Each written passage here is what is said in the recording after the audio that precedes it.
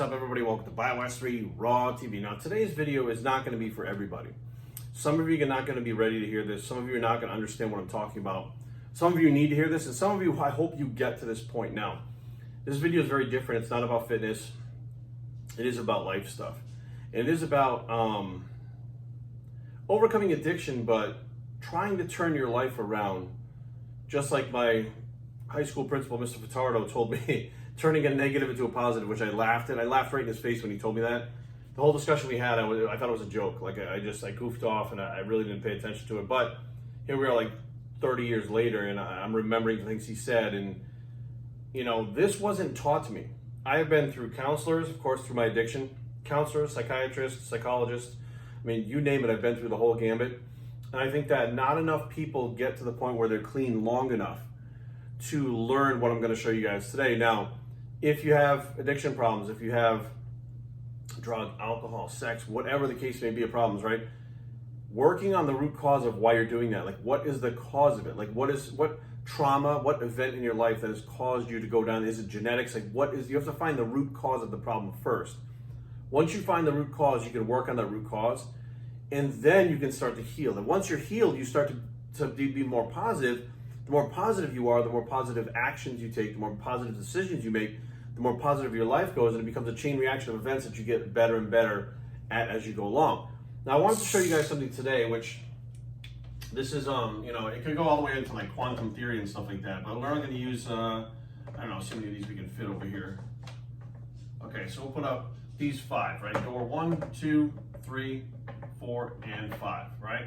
Now, through my addiction, I started actually studying things, right? I studied more stuff about nutrition, health, exercise, but I started studying some of these quantum theory things too, which actually, they still are so far above my head, but the concepts of some of them that I get, I find super interesting, and I was able to apply the concepts that I learned to my life.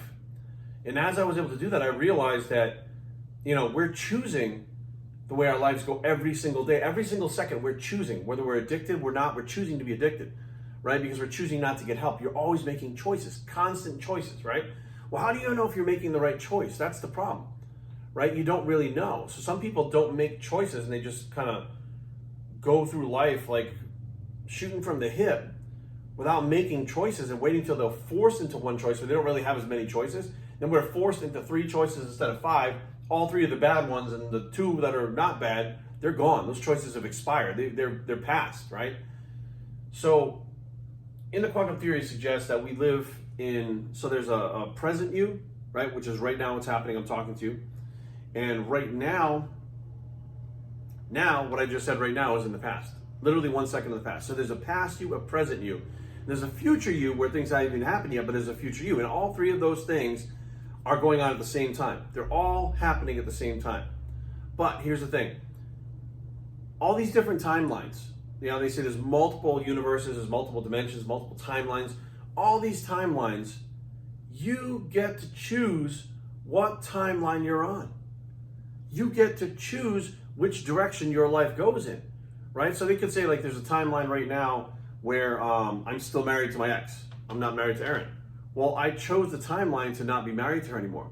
Back then, had I chose the timeline to continue being married to her, today I'd still be married to her, and I would still be on that timeline of my life, and it would be completely different than what it is today.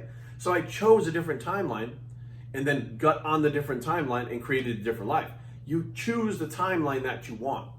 Now the question is, how? So let's say you have these, you know, let's say I'm at the point where I'm wanting a new career, right? My career sucks. I'm unhappy. I've been unhappy for 20 years. It's time for a change, but paralysis by analysis has been stopping me, right? I've been analyzing everything so much that I haven't made a decision because I don't know what to do, right?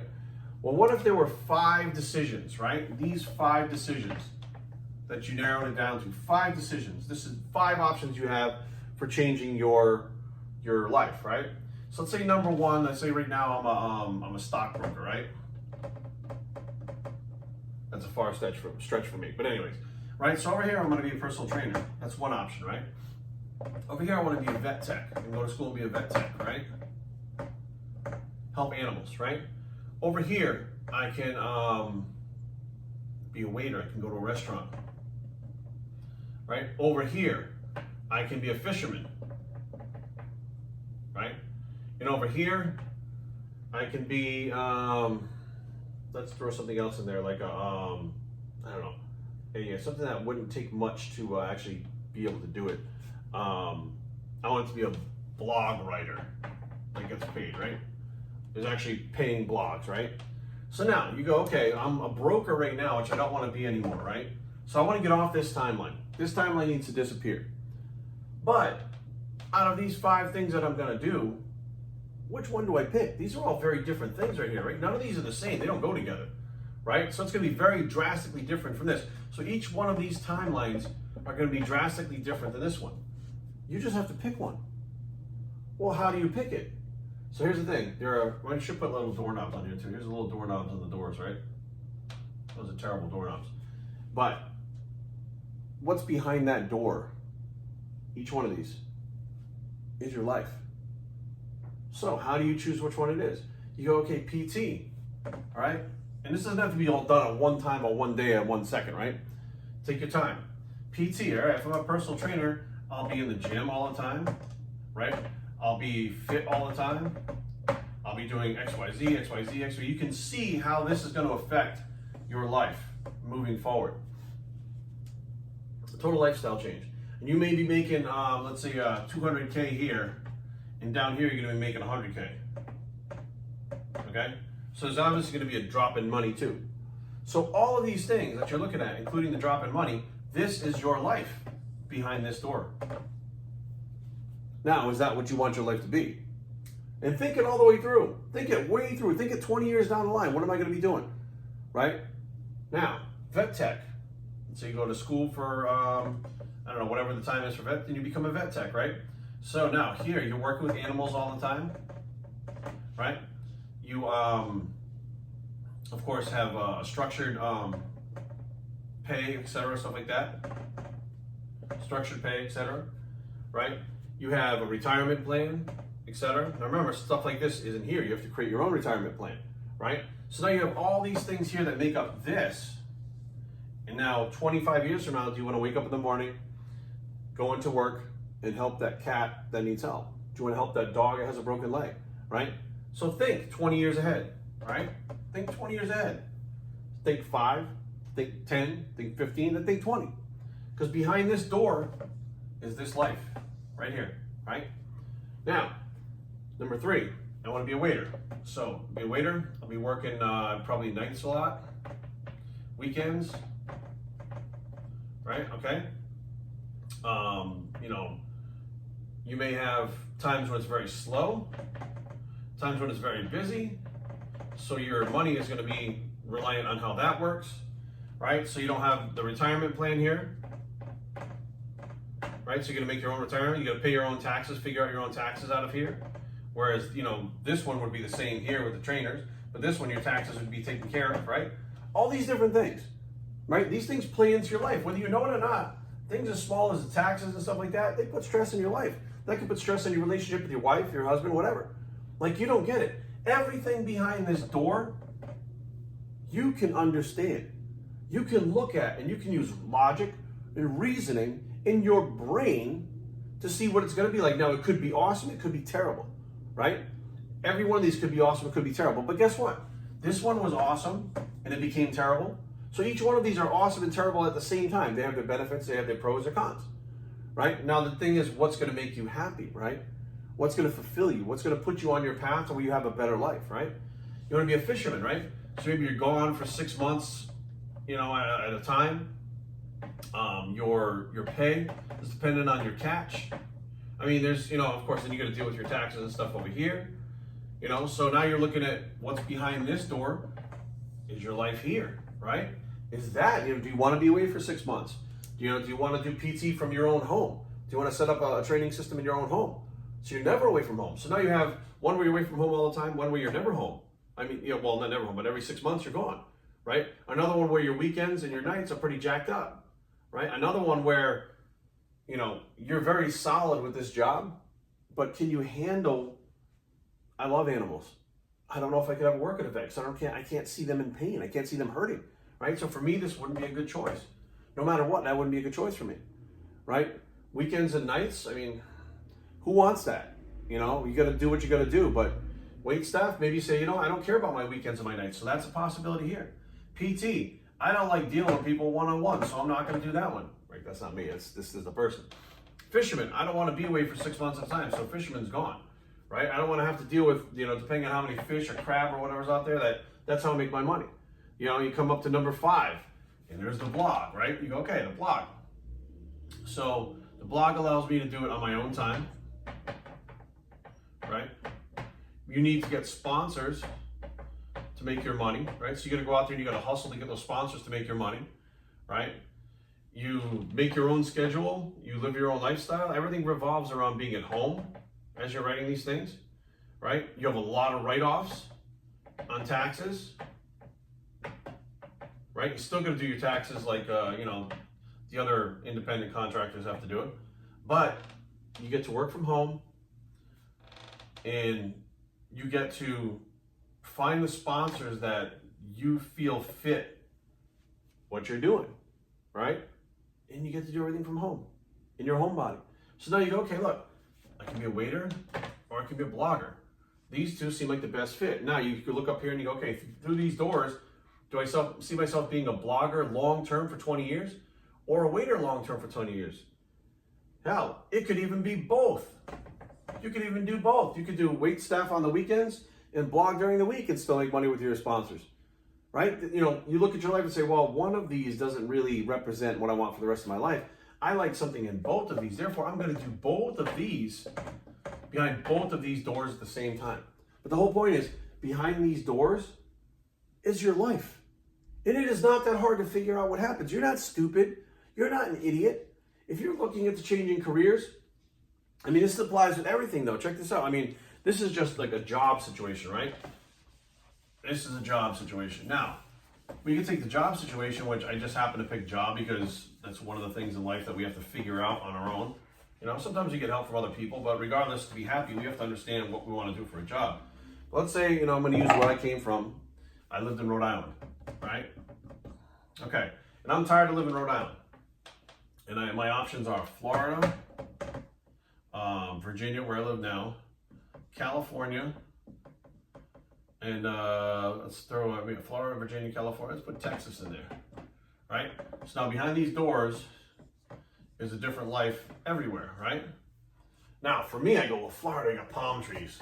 I love it, right? Warm weather. I love it, right? Absolutely love it.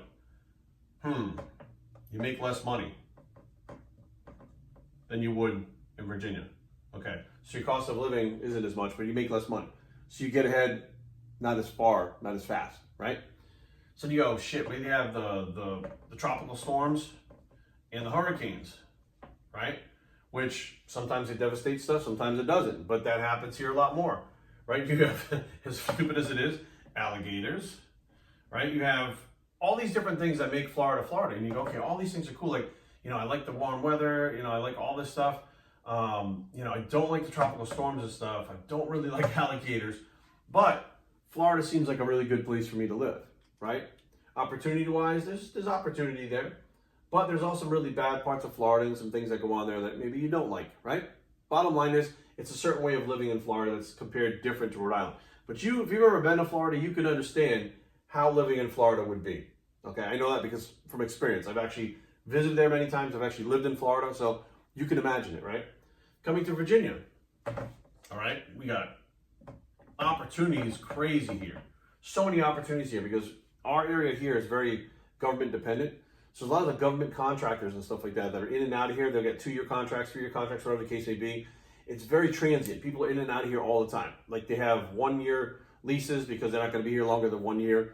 And they're out for the next job, and the people are coming in constantly in and out. So if you're a trainer here, you have people that have money to spend because it's completely recession-proof here. There's no recession whatsoever here because of the fact that it's all government, and the government always gets paid. So therefore, they're still hiring their trainers, they're still getting their nails done, they're still going to the supermarket, they're still buying the products. So it's completely recession-proof here, right?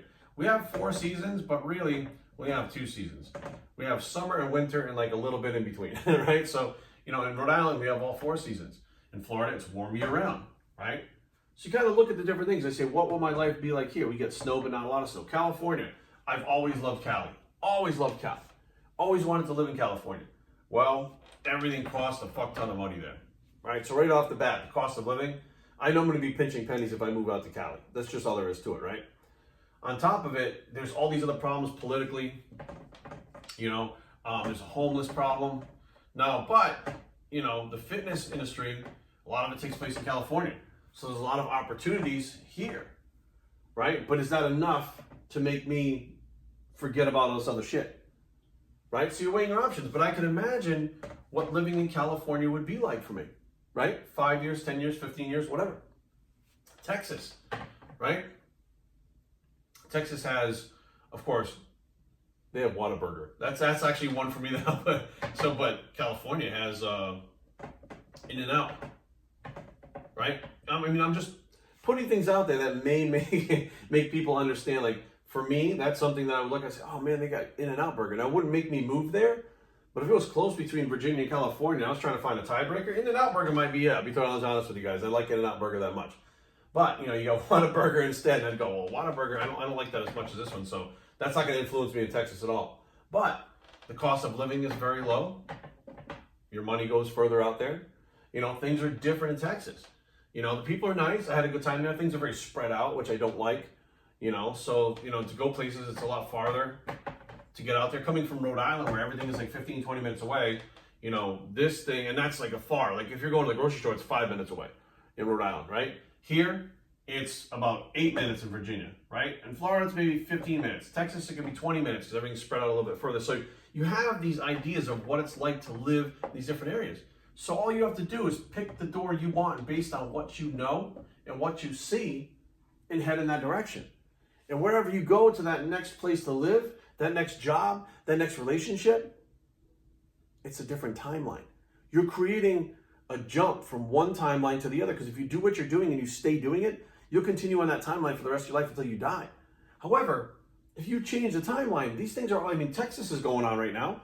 California is going on right now. Virginia, all these places are happening right now. All these other jobs are happening right now. Everything is happening right now outside of your house on a different timeline because you're not involved with what's going on. So what you do is you just step right over to the other timeline. Boom, done. You're in a new timeline, a new life. There's a new you. There's new opportunity. You're now not the same person you were. You're a new person living a new life on a new timeline.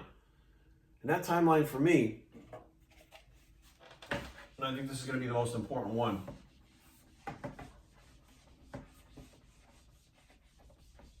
I jumped timelines when I realized this. For me, there were two doors. Only two doors.